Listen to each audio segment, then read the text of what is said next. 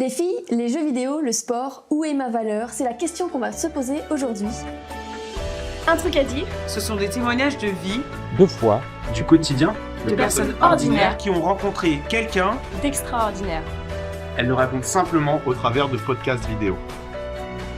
Bonjour et bienvenue pour ce nouvel épisode de nos podcasts vidéo proposés par Un truc à dire. Et aujourd'hui, je suis avec Clément. Salut Clément. Salut. Clément, tu as 36 ans, tu es marié, tu as 2 enfants, c'est ça? C'est ça. Et aujourd'hui, nous allons faire un petit bond dans le temps. On va revenir à cette période où tu avais 16 ans. Et tu vas nous parler de cette question de la valeur, de l'estime de soi que tu n'avais pas du tout à cette époque.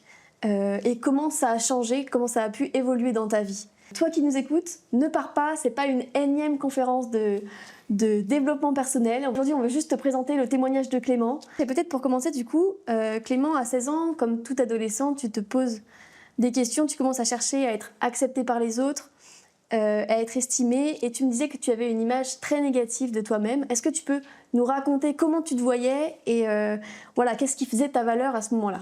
Ok. Déjà, avec du recul, je dirais que j'avais 2 gros problèmes en termes de valeur. C'était l'approbation des autres et la performance. L'approbation des autres, déjà, comme tout jeune de cet âge-là, à 16 ans, je voyais des amis qui avaient des petits copains, petites copines. Et du coup, je me dis, mais waouh, en fait, je ressens ce besoin de me sentir aimé, de me sentir chéri, de me sentir apprécié par quelqu'un de l'extérieur. Et c'est comme ça que je me suis mis en recherche quelque part. Il n'y avait pas ici de rencontres, etc. pour jeunes, hein, c'était vraiment au lycée, machin. Et j'ai eu plusieurs échecs, on va dire. Et du coup, les filles n'étaient pas intéressées par moi. Donc là, ça fait mal, première chose. Et à ce moment-là, je me décide, avec beaucoup d'immaturité, avec le recul, de me réfugier dans les jeux vidéo. Donc les jeux vidéo où je suis rentré dans un rythme vraiment d'accro. Vraiment, pas juste geek, mais vraiment accro. C'est-à-dire que j'ai cours de 8h à 17h. À 17h30, je suis rentré chez moi, je joue aux jeux vidéo jusqu'à 21h30. Et encore 20h30, j'arrête pour faire mes devoirs parce que mes parents dorment dans la pièce où il y avait l'ordinateur. C'était un ordinateur fixe à l'époque. Voilà. Donc voilà. Et je jouais en plus de ça les week-ends aussi. Donc vraiment, je jouais beaucoup. Et une des raisons pour lesquelles je jouais, c'est que je sentais qu'à chaque fois que je gagnais une partie, je sentais que j'avais plus de valeur. Et quand je perdais une partie, c'était tout le contraire. Je me disais, je suis vraiment nul, voilà.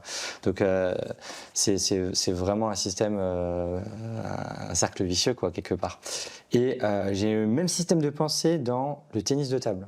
Parce que un sport dans lequel j'étais pas trop mauvais, c'était le tennis de table. Je jouais au niveau départemental, c'est pas non plus incroyable. Et en fait, pareil, quand tu gagnes des matchs, tu sens que tu as de la valeur. Et en fait, quand tu perds des matchs, tu dis, oh purée, je suis une mauviette, voilà, je suis pas très bon. Et dans ces 2 cas, en fait, que ce soit les jeux vidéo ou le tennis de table, je sentais que ma valeur tenait dans ce que je gagnais, dans mes victoires que je faisais. Et par contre, quand j'avais des défaites, je pouvais me les ressasser dans la journée. C'était assez éreintant, voilà. Et il faut savoir que c'est dans cette période d'addiction aux jeux vidéo que j'ai rencontré aussi Jésus, voilà, et que je me suis fait baptiser à 17 ans, 16-17 ans. Mais il faut savoir, c'est que c'est pas parce qu'on se convertit qu'on n'a plus de problème. Ça, c'est vraiment un truc qu'il faut dire. C'est pas parce qu'on se convertit qu'on n'a plus de problème. Et en ce qui me concerne, cette conversion n'a pas tout de suite guéri ce problème de valorisation que j'avais à l'époque. Et alors oui, plus le temps passait, donc j'ai eu une petite amie qui, pendant 6-7 ans, c'est quelqu'un que j'ai mis vraiment au-dessus de tout, je pense même au-dessus de Dieu. Et en plus, quand on est étudiant, en fait, on n'a pas beaucoup d'argent, mais on a beaucoup de temps. Et du coup, on a beaucoup de temps où j'aurais pu me retrouver seul. Et en fait, j'étais pareil, comme j'avais ce sentiment de besoin de voir les autres, de me sentir approuvé par les autres. En fait, je provoquais toujours des moments où je pouvais inviter des gens pour squatter chez moi, où j'allais squatter avec les autres, où on sortait. En fait, vraiment tout pour ne pas rester seul. Vraiment, c'était le leitmotiv de l'époque, c'était ne pas être seul et de se sentir bien avec les autres. Ce qui était bien aussi dans le côté je socialise, etc., mais qui était mauvais en fait pour moi. Parce que du coup, quand tu étais seul, tu avais l'impression que tu n'avais pas forcément la valeur que les autres pouvaient te donner. Exactement. En fait, je pense que je sentais que j'avais de la valeur parce que ça venait de l'extérieur qui me l'a prouvé, alors que j'avais pas compris autre chose encore. Ouais, tu parles souvent d'approbation des autres, du coup, que ce soit dans les relations, que ce soit avec les jeux vidéo ou le sport. Ouais. C'est comme si ça te donnait cette validation de l'extérieur qui dit ok, voilà qui je suis, voilà ce que je fais, c'est bien. Ouais. Et c'est finalement, j'ai l'impression que c'est quelque chose d'assez naturel. On recherche à être accepté naturellement. Généralement, tout le monde cherche à être accepté des autres, à être accepté dans l'environnement dans lequel on évolue. Ouais. Aujourd'hui, on peut entendre du coup souvent dans ces conférences de développement personnel où il faut qu'on recherche cette valeur à l'intérieur de nous-mêmes, que c'est pas les autres qui nous définissent, mais que nous-mêmes on peut se définir soi-même comme on le souhaite. Mais toi, c'est pas ça qui a changé ta manière de voir, de vivre cette estime de toi-même. Ouais. C'est quelque chose d'autre. Et tu nous as parlé du coup du fait que tu as rencontré Jésus. Mais que ça n'a pas changé cette valeur que tu avais. Est-ce que tu peux nous raconter un peu plus peut-être qui était Jésus pour toi à ce moment-là et qu'est-ce qui t'a porté ou qu'est-ce que ça n'a pas changé du coup? Pourquoi ça n'a rien changé? Alors en fait, souvent dans la conversion, quand on reçoit la grâce, donc le cadeau qu'on ne mérite pas du salut en Jésus, à ce moment-là, on reçoit comme Seigneur et Sauveur. Je pense qu'à ce moment de ma vie, j'avais zappé le mot Seigneur, donc c'est-à-dire que je dois tout lui soumettre. Mais Sauveur, oui, ça me va bien. Je suis sauvé du mal en moi, de mes péchés. Et du coup, je voyais Jésus un peu comme un Père Noël. Vraiment quelqu'un où il doit t'aider à ce que ta vie soit toujours meilleure, qu'il n'y ait pas de problème. Et que je vais surtout le prier pour demander des choses, d'où la notion de Père Noël. Et par contre, je ne vais pas forcément faire beaucoup de choses pour lui, mais en tout cas, je sens que j'ai besoin de recevoir des choses. Et c'est la notion un peu de sauveur, mais qui était avec beaucoup d'immaturité de l'époque, et pas cette notion de Seigneur. Et en fait, quand je me suis converti, en gros, c'était en 2005. En fait, j'ai commencé à aller dans une église dans tout ce problème un peu de valorisation. Il faut savoir qu'au lycée, j'avais une période très très difficile où je n'avais pas d'amis, où les groupes étaient déjà constitués. Et en fait, à ce moment-là, ma mère s'est convertie à 45 ans. Et j'ai commencé à aller à l'église, dans une autre église qu'elle, pour ne pas me sentir influencé. Et le premier truc que j'ai ressenti à l'église, c'était vraiment l'amour. C'était vraiment, il y avait ce truc entre les gens qui les reliait entre eux. Et je me suis dit, mais waouh, ça a envie de me faire revenir. Et en même temps, bon, j'ai pas vraiment d'autres amis, donc quelque part, voilà. Et en fait, pendant plusieurs mois, j'ai participé à ces cultes, donc ces rassemblements du dimanche. En mode juste pour la culture, quoi, voilà, et pour être en relation avec les gens. Et à un moment donné, j'ai rejoint la chorale, on a chanté des chants, et les chants qui parlaient de Dieu m'ont touché. Alors, c'est paradoxal parce que ça faisait longtemps qu'on les répétait, mais sur le moment de la représentation, ça m'a vraiment, vraiment touché. Et à ce moment-là, j'ai commencé à suivre des cours ce qu'on appelle des cours de baptême, parce que une fois qu'on croit vraiment en Jésus, on décide de plonger dans les eaux du baptême et est-ce qu'on a des cours de baptême, des cours on peut dire de discipulat. Donc en fait, comment est-ce que je deviens un disciple de Jésus? Voilà. Donc tout ça pour dire qu'à ce moment-là, j'avais compris la notion surtout de sauveur, pas forcément celle de Seigneur, mais c'était ça où j'en étais. Ouais, donc tu apprends petit à petit à connaître qui est Jésus et à savoir qu'est-ce que ça veut dire de le suivre. Et du coup, comment est-ce que ce que tu apprenais de Jésus, ça t'a changé vis-à-vis de cette estime de toi-même qui était au plus bas? Ouais, carrément. Du coup, en fait, il y a eu un gros déclic, un gros shift dans ma vie. C'est quand je suis parti en 2010. Donc, à l'été 2010, je suis parti 4 mois à Montréal, donc au Canada. Et j'étais parti pour un semestre d'échange d'école d'ingénieur au Canada. Et c'est vraiment là où j'ai commencé à changer. Et j'aime souvent dire à mes frères et sœurs que ma teneur de notre foi, on la réalise vraiment lorsque nous sommes en dehors de notre cocon, de notre zone de confort. Et en gros, j'étais dans une église qui se trouvait à Saint-Maur, donc dans le 94. Et c'est sûr que si je n'allais pas 2-3 dimanches de suite, j'allais être relancé par les amis pour dire hey, mais quand c'est que tu n'es pas venu, etc. Là, j'étais à Montréal, 6 heures de décalage en arrière, donc enfin, on est en retard par rapport à la France, quoi, quelque part. Et du coup, les gens ne savent pas si je suis allé à l'église, ils ne savent pas ce que je fais, en fait. Même si c'est des frères et sœurs que j'apprécie beaucoup, ils ne sont pas là pour me challenger, en fait. Et du coup, c'est le moment où j'aurais pu un peu mal tourner, genre mes camarades de promo, etc., ils allaient en boîte de nuit, dans une soirée alcoolisée, etc. Donc j'aurais pu me laisser tenter par tout cela. Et j'avais aussi une famille paternelle qui était là-bas, mais un peu plus éloignée. Mais à part ça, je ne connaissais pas vraiment grand monde. Donc j'étais vraiment, vraiment isolé. Mais quelque part, ça m'a forcé d'avoir du temps seul, parce que je ne pouvais pas dire aux gens dans la rue hey, « j'ai envie de vous voir et tout, ce serait trop bien ». Donc j'ai commencé à être seul et à apprécier ces moments seuls. Mais ce n'était pas des moments seuls, c'était des moments seuls avec Dieu. Alors que avant tu disais que tu avais vraiment peur de cette solitude et tu avais besoin des gens, là tu arrives à trouver ta satisfaction dans le fait d'être seul. Qu'est-ce qui a changé? Comment est-ce que tu as préféré être seul plutôt que d'aller retrouver tes potes en boîte de nuit? Je pense qu'au plus profond de moi-même, je me suis menti un peu à moi-même pendant ces années en arrière, sur ces temps seuls que je fuyais quelque part. Et le fait de me retrouver ici à ce moment-là, je me suis dit, c'est pas un hasard. Il n'y a jamais de hasard, ou c'est un hasard qui a un grand D à la fin, comme Dieu, comme je viens de le dire. Et je me suis dit, ça va être cette contrainte qu'on peut voir comme une contrainte, finalement, ça va devenir une opportunité. Donc ça fait très bankable, marketing et tout, mais vraiment, ça a été vraiment ça pour moi. C'est quelque chose de... cette contrainte est devenue une opportunité. Et de me dire, en fait, c'est l'occasion de passer du temps seul, mais seul avec Dieu. Donc en fait, ces temps de seul avec Dieu, on les appelle des temps de culte personnel ou des temps de dévotion. Et c'est-à-dire des moments avec Dieu qu'on passe dans des endroits plutôt calmes, en général dans une chambre où il n'y a pas de bruit. Et c'est là où j'ai appris à vraiment lire vraiment la Bible. Donc je la lisais déjà un peu avant, mais vraiment à la lire vraiment plein de chapitres dans une même journée, à vraiment la dévorer, et aussi à mémoriser des versets bibliques, parce qu'il y a beaucoup de choses qui sont dites dans la Bible et c'est tellement des paroles de sagesse que c'était important que je puisse les mémoriser pour pouvoir les partager avec d'autres, mais déjà rien que m'en imprégner moi-même, les approprier.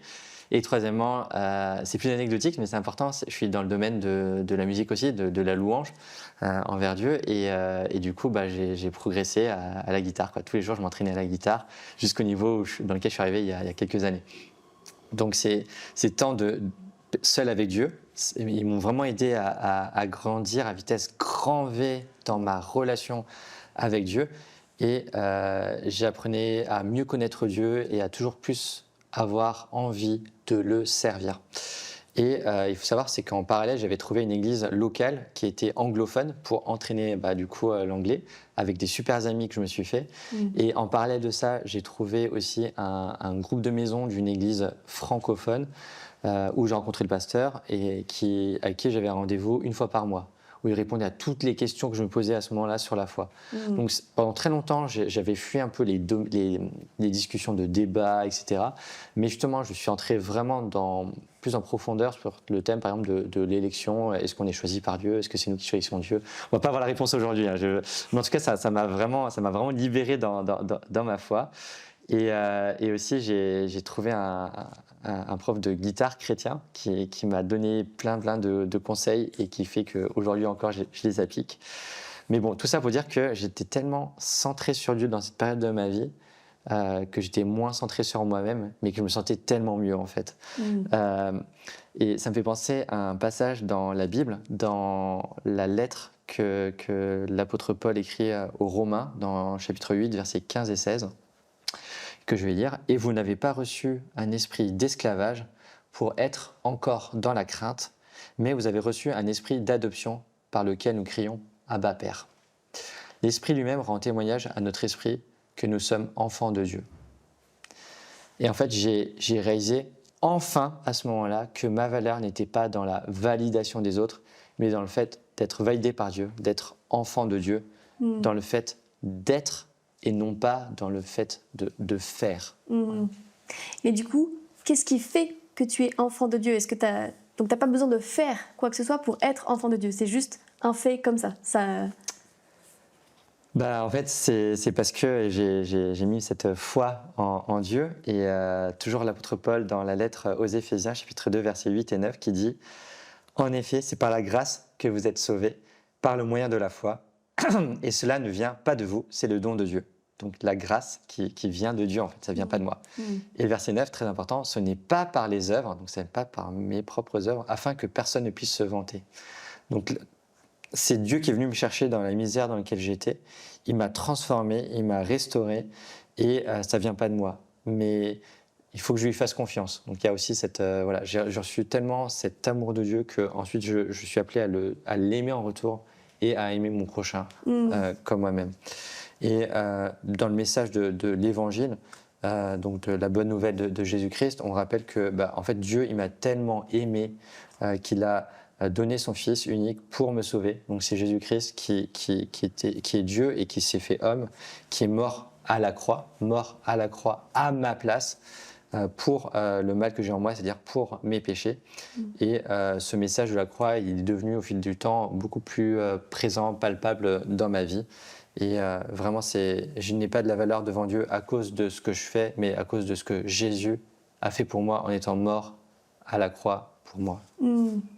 Ouais, donc finalement, l'estime que tu as de toi-même dépend plus de ce que tu fais, de tes actions, de tes réussites, de tes victoires ou de tes échecs, mais de ce que Jésus a fait. Donc c'est extérieur à toi, et c'est parce que Jésus est mort à la croix que tu réalises combien il t'aime, parce que donner sa vie pour quelqu'un, c'est qu'il faut vraiment quand même beaucoup d'amour pour ça. Et donc cet amour dépend pas de toi, dépend juste de Dieu, de ce qu'il a fait pour toi.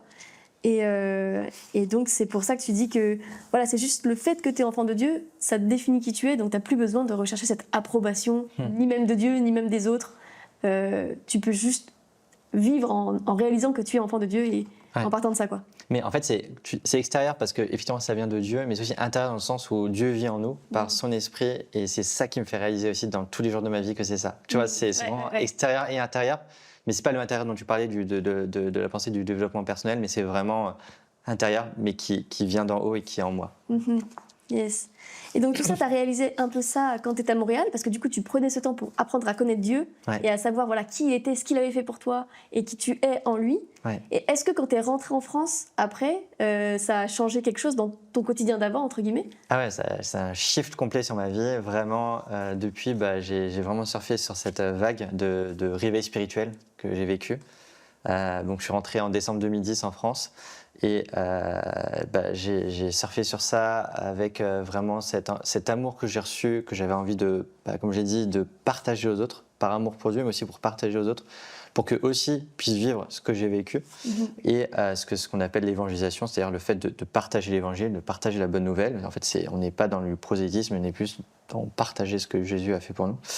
Et surtout avec des gens qui ne connaissent pas Dieu.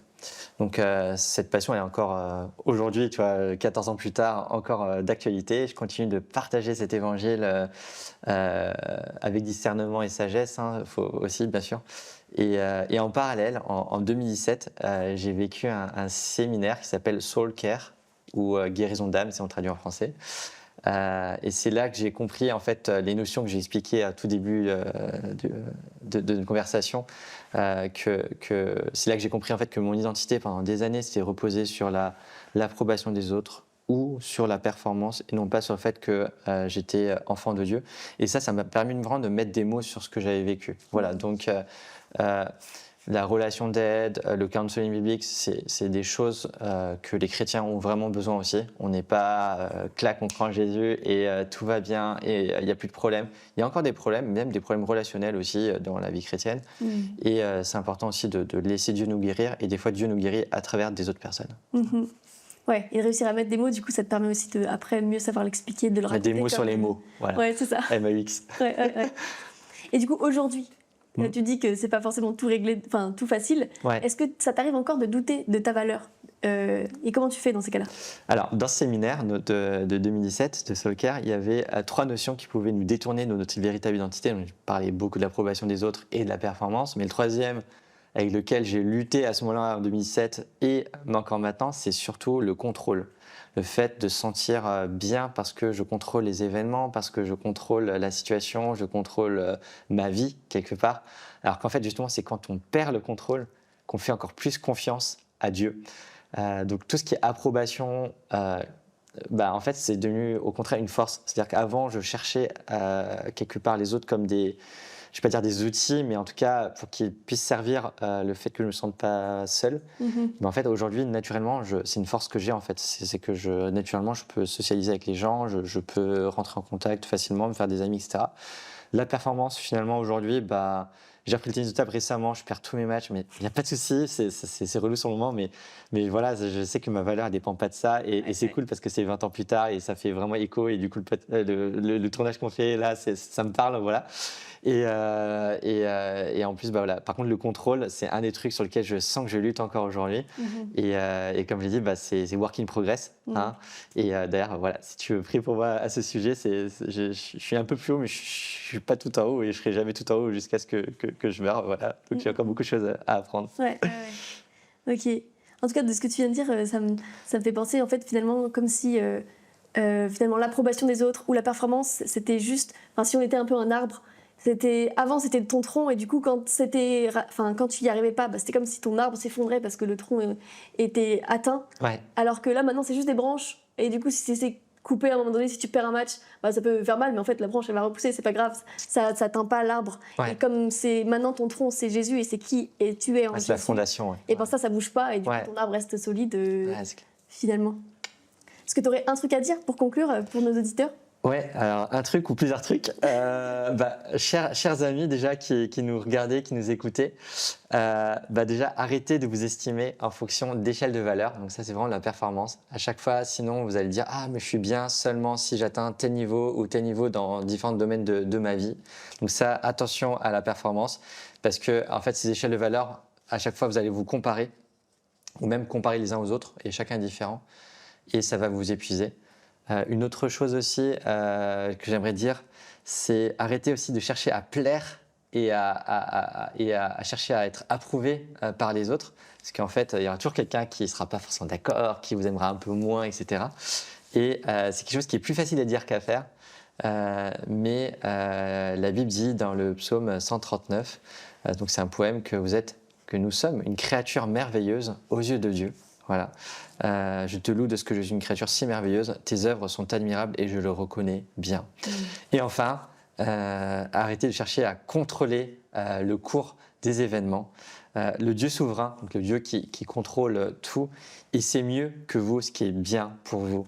Et pour résumer, pareil, le psaume 46, un poème dans la Bible qui dit « Arrêtez et sachez que je suis Dieu, que je suis l'Éternel » dans d'autres versions. Je domine sur les nations, je domine sur la terre, dans le sens où Dieu est au contrôle. Donc, relax. Voilà, il n'y a pas besoin de stresser. Donc, en fait, un truc à dire, comprenez bien que votre valeur ne dépendra jamais de ce que vous faites, mais uniquement de ce que Dieu a fait pour vous à la croix. Votre valeur ne dépend pas de ce que vous faites, mais de ce que Dieu a fait pour vous à la croix.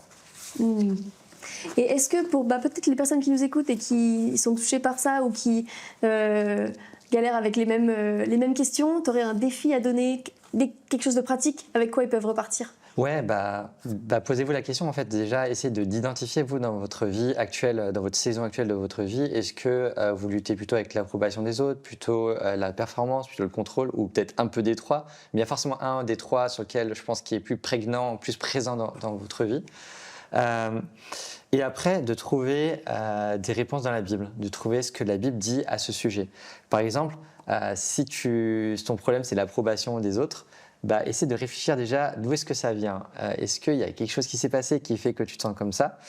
Et après, par exemple, tu peux méditer sur le psaume 139 que j'ai déjà lu tout à l'heure, qui dit que tu es une créature merveilleuse que Dieu a créée. Donc c'est pas toi qui le dis, mais c'est Dieu qui le dit, c'est le Dieu créateur de l'univers qui te le dit.